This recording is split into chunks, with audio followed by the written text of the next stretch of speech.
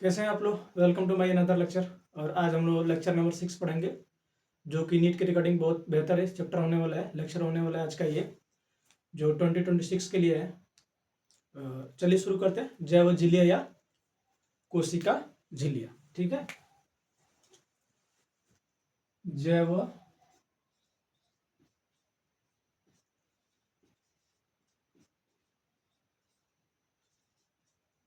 झिल्लियां या कोशिका झिल्लियां। कोशिका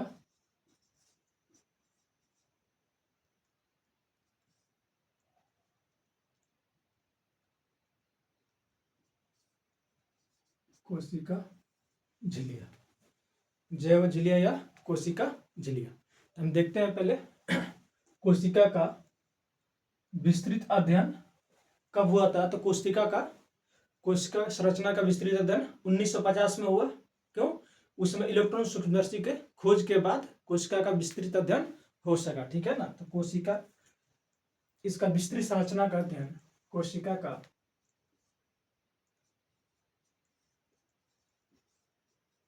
कोशिका का विस्तृत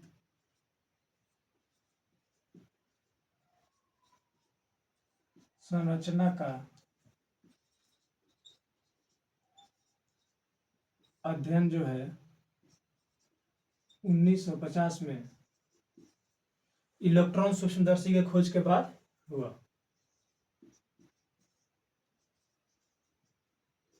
इलेक्ट्रॉन सूक्ष्मदर्शी के खोज के बाद हुआ। खोज के बाद हुआ। अब हम लोग देखेंगे कोशिका झिल्ली का औसत संगठन जो है कितना कितना और क्या क्या होता है। कोशिका झिल्ली का औसत संगठन, कोशिका कोशिका झिल्ली का औसत संगठन। ठीक है ना। कोशिका झिल्ली का औसत संगठन। ठीक है ना। कोशिका झिल्ली का औसत संगठन देखेंगे हम लोग। तो पहले हम लोग देखेंगे लिपिड जो होता है 40% होता है, और प्रोटीन 58 से 59%, और कार्बोहाइड्रेट जो होता है 1 से 2%। ठीक है। तो लिपिड जो हो गया हमारा, लिपिड 40% हो गया। और इसमें होता क्या क्या है लिपिड? फॉस्फोलिपिड, कोलेस्ट्रॉल और ग्लाइकोलिपिड। ठीक है ना। फॉस्फोलिपिड, कोलेस्ट्रॉल और glycolipid.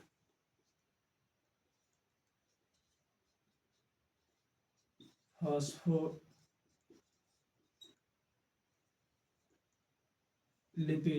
Glycolipid, glyco phospholipid, glycolipid और क्या? कोलेस्ट्रॉल। ठीक है ना। कोलेस्ट्रॉल,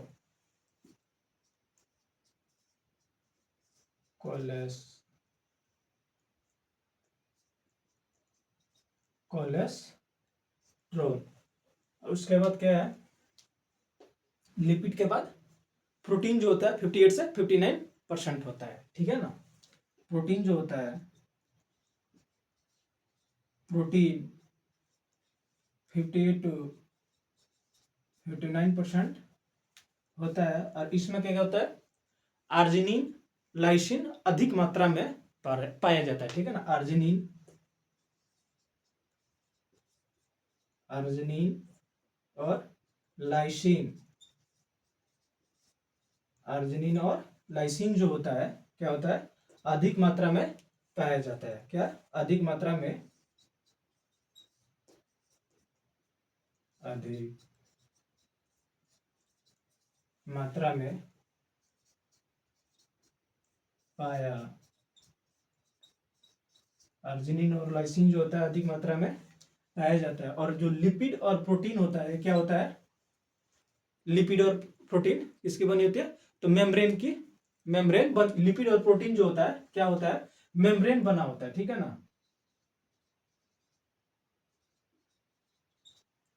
क्या बना होता है, मेम्ब्रेन बना होता है। मेम्ब्रेन, लिपिड और प्रोटीन क्या बना होता है, तो लिपिड और प्रोटीन मेम्ब्रेन बना होता है। और एक हमारा कार्बोहाइड्रेट जो है 1 से 2% होता है, ठीक है ना। कार्बोहाइड्रेट जो हो गया हमारा,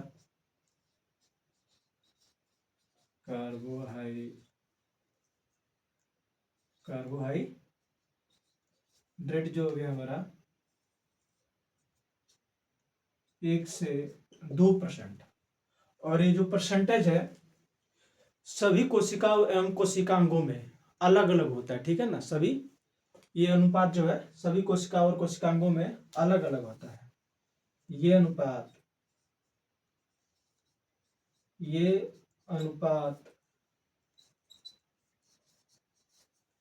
सभी कोशिकांगों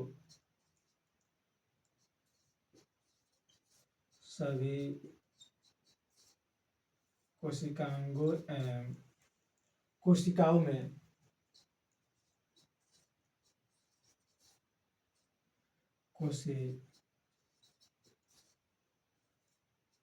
कोशिकाओं में क्या होता है, अलग अलग होता है, अलग अलग क्या है, होता है, ठीक है।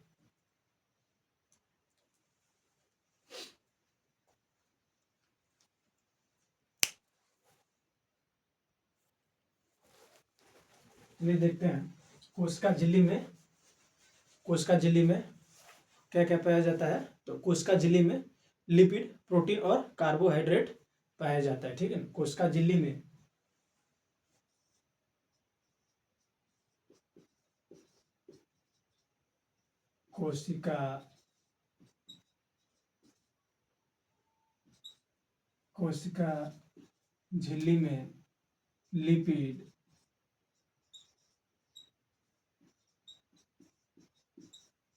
कोशिका झिल्ली में लिपिड, प्रोटीन,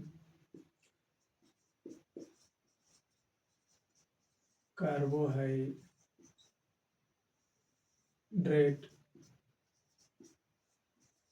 पाया कोशिका झिल्ली में लिपिड, प्रोटीन, कार्बोहाइड्रेट पाया जाता है, ठीक है।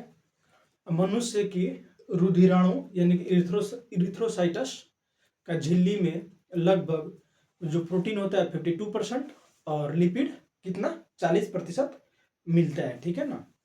लिपिड 40% मिलता है कोशिका मनुष्य की, किसमें, मनुष्य की रुधिराणु यानी इरिथ्रोसाइटस की कोशिका झिल्ली में मनुष्य की रुधिराणु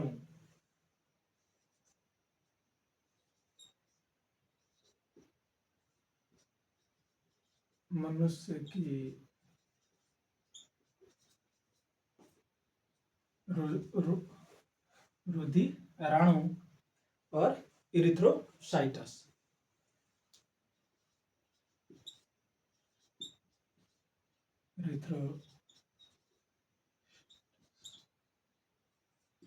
जो होता है इसमें कि झिल्ली में लगभग प्रोटीन 52%, की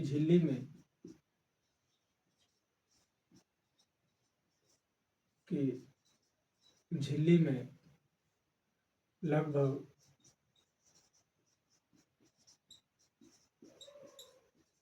प्रोटीन जो होता है कितना 52% और लिपिड 40% पाया जाता है, ठीक है ना।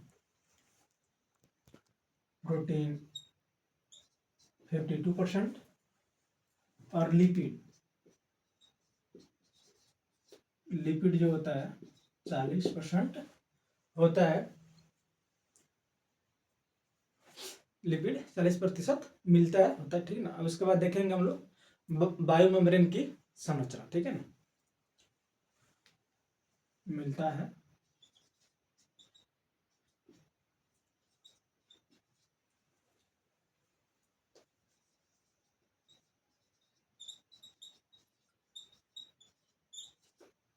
बायोमेम्ब्रेन्स की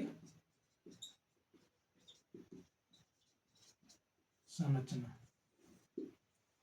ठीक है, तो स्वीडन मॉडल एक आता है, स्वीडन मॉडल, जो किसने उससे पहले किसने प्रस्तावित किया था, तो डेवसन एवं डेनियली ने 1935 में उसे प्रस्तावित किया था, डेवसन एंड डेनियली ने, ठीक है, डेनियली ने, ठीक है ना।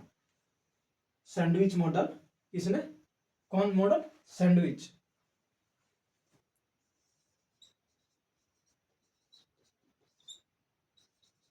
सैंडविच मॉडल जो है कब प्रस्तावित किया गया था, तो 1935 में, किसके द्वारा, तो ये डेवसन एक नामक, डेवसन और डेनियली ने इसे प्रस्तावित किया था, डेवसन, डेवसन, ठीक है, डेवसन तथा डेनियली ने, डेवसन तथा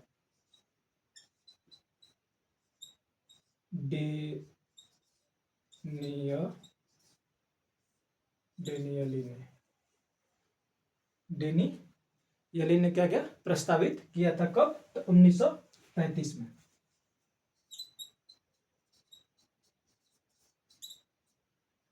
प्रस्तावित किया था, ठीक है, डेवसन एंड डेनियली ने इसे प्रस्तावित किया था। इस मॉडल का प्रारूप के अनुसार, ये जो मॉडल है सैंडविच मॉडल है, इसके अनुसार प्लाज्मा झिल्ली कितने स्तरों की बनी होती है, 3 स्तरों की बनी होती है।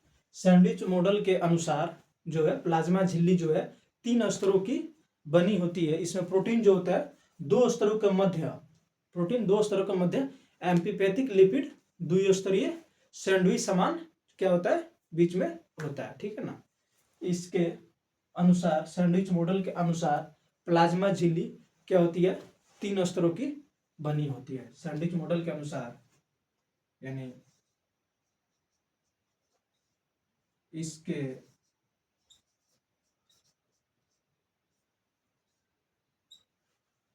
इसके अनुसार प्लाज्मा झिल्ली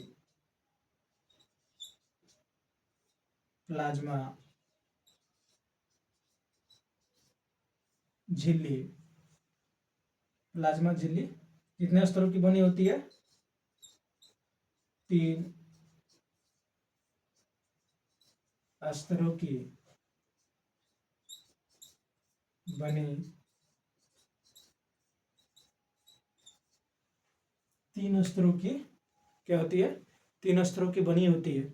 इसमें प्रोटीन जो होता है 2 स्तरों के मध्य एम्फीपैथिक लिपिड, ठीक है ना, इसमें प्रोटीन जो होता है 2 स्तरों के मध्य, इसमें प्रोटीन 2 स्तरों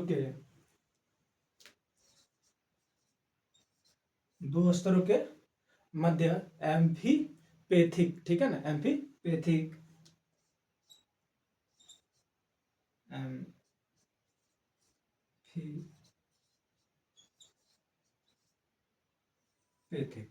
ठीक है,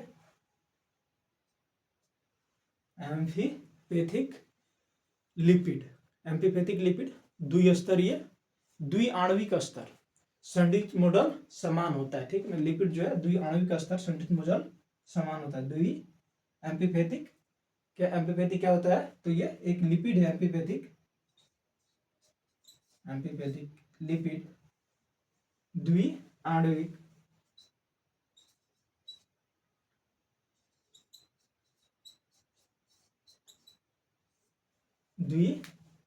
द्विआण्विक स्तर सैंडविच समान, जो सैंडविच आपने देखा ही होगा, कभी ना कभी खाया होगा, तो द्विआण्विक स्तर सैंडविच समान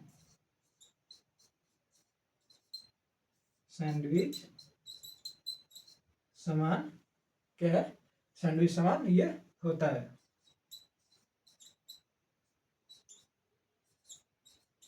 सैंडविच समान क्या होता है।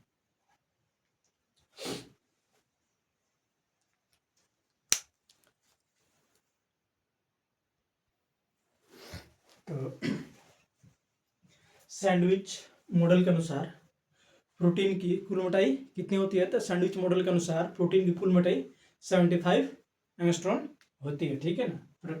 सैंडविच मॉडल के अनुसार प्रोटीन की कुल मोटाई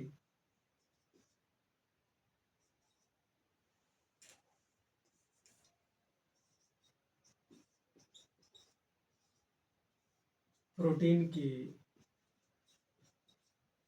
कुल मोटाई जो है 75 एंगस्ट्रॉन क्या होती है, ठीक है। प्रोटीन की कुल मोटाई किसके अनुसार? सैंडविच मॉडल के अनुसार इसके।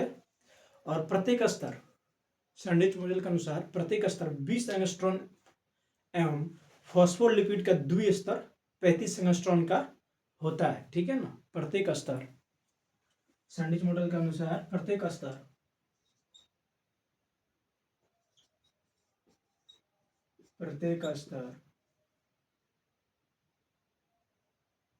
प्रत्येक स्तर कितना? 20 एंगस्ट्रॉन एवं फॉस्फोलिपिड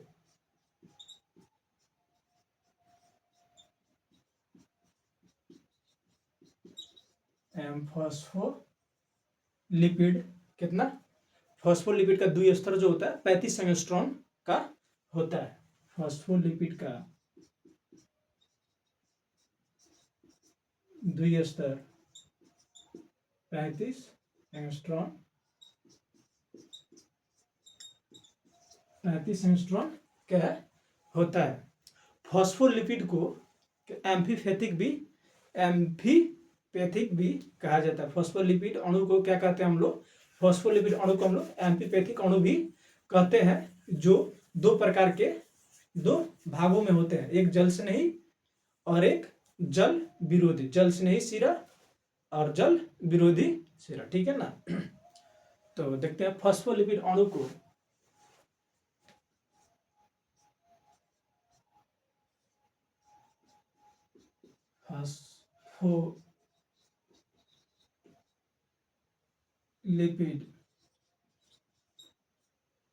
फॉस्फोलिपिड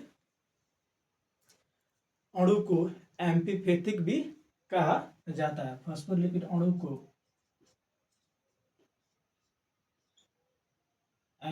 क्या बोलते हैं? एम्फीपैथिक, ठीक है ना।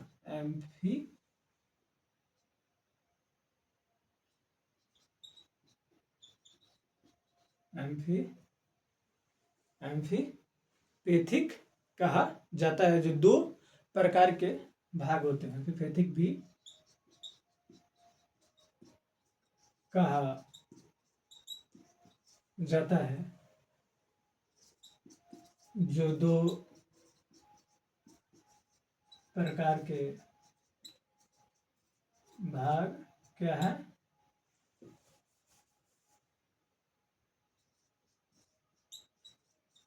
होते हैं। पहला जल स्नेही और दूसरा जल विरोधी, ठीक है ना। सिर जल स्नेही कौन सा होता है? सिर जो होता है जल स्नेही होता है, हेड। और जल विरोधी जो होता है वो पूंछ होता है, ठीक है ना। सिर हो गया जल स्नेही, पहला सिर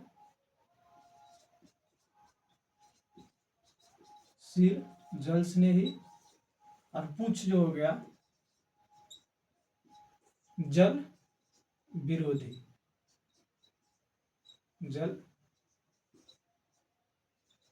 पूंछ जो होता है जल विरोधी होता है। पूंछ क्या होता है? तो पूंछ जल विरोधी होता है। फॉस्फोलिपिड, ठीक है ना।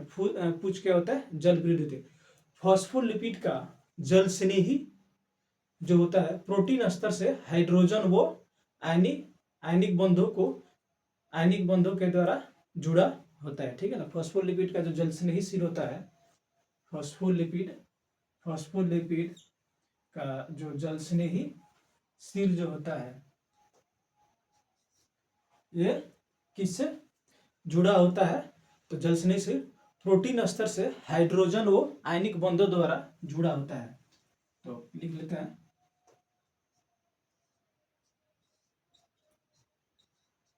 फॉस्फोलिपिड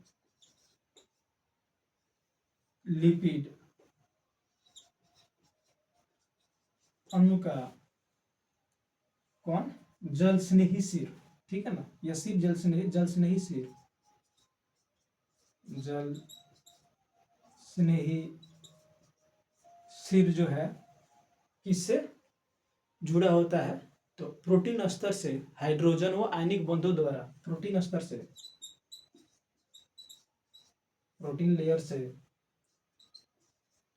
प्रोटीन लेयर से, प्रोटीन लेयर से हाइड प्रोटीन स्तर से हाइड्रोजन व आयनिक बंधों द्वारा जुड़ा होता है। प्रोटीन स्तर से हाइड्रोजन व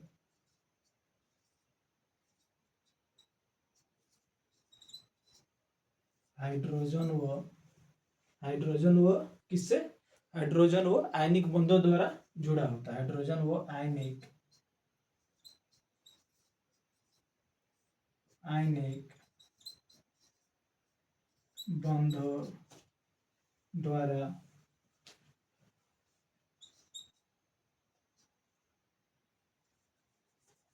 जुड़ा होता है।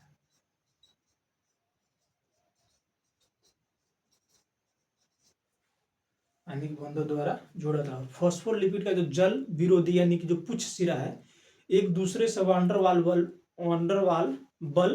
द्वारा बंधित रहती है। जो इसका जल विरोधी सिरा है, ये वांडरवाल जो होता है ना, वांडरवाल बल द्वारा संबंधित होता है, ठीक है ना, वांडरवाल बल द्वारा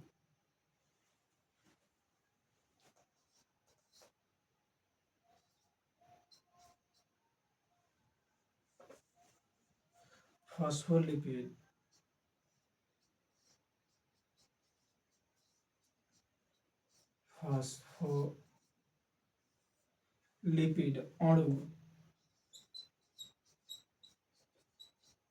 अणु का जल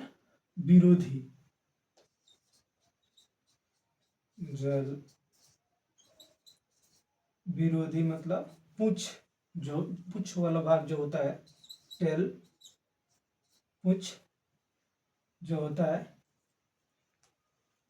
एक दूसरे से वांडरवाल बल द्वारा संबंधित रहती है। एक दूसरे से वांडरवाल बल द्वारा संबंधित रहती है। एक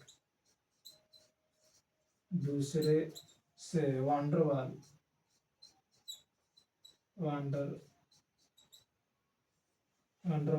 बल द्वारा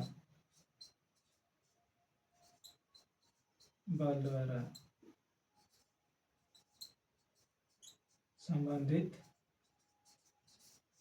रहती है, ठीक है।